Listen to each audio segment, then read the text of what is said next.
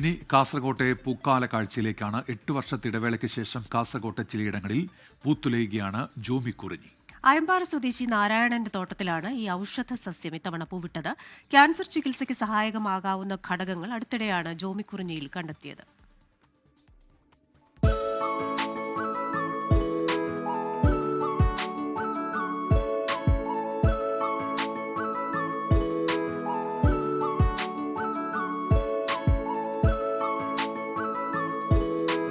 നീലക്കുറിഞ്ഞി പൂക്കുന്നത് 12 വർഷത്തിലൊരിക്കലാണെങ്കിൽ ജോമിക്കുറിഞ്ഞി 8 വർഷത്തിലൊരിക്കലാണ്.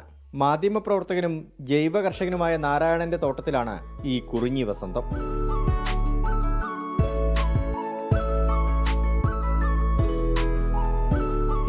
ജോമിക്കുറിഞ്ഞി പൂവുകളിലെ തേൻ തേടി തേനീച്ചകളും പൂമ്പാറ്റകളും പാറി നടക്കും.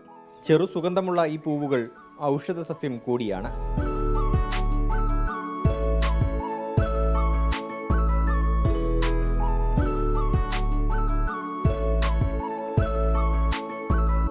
അത്യാവശ്യം നല്ല തേൻ ഉൽപ്പാദിക്കുന്ന ഒരു ചെടിയും കൂടിയാണ്. അതുകൊണ്ട് രാവിലെ നല്ല രീതിയിൽ തേനീച്ചുണ്ടായും, പിന്നെ വൈകുന്നേരങ്ങൾക്കാകുമ്പം ഒരു കുറച്ച് കുറയുകയും ചെയ്യും. പാലാ സെന്റ് തോമസ് കോളേജിലെ മുൻ ബോട്ടണി വിഭാഗം തലവനായ ജോമി അഗസ്റ്റിനോടുള്ള ബഹുമാനാർത്ഥമാണ് ജോമിക്കുറിഞ്ഞി എന്ന പേര് നൽകിയത്.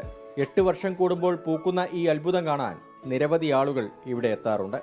ജോമിക്കുറിഞ്ഞിക്ക് ഭാവിയിൽ വൈദ്യശാസ്ത്ര രംഗത്ത് ശ്രദ്ധേയമായ സംഭാവന നൽകാൻ കഴിയുമെന്നാണ് ശാസ്ത്രലോകത്തിന്റെ പ്രതീക്ഷ.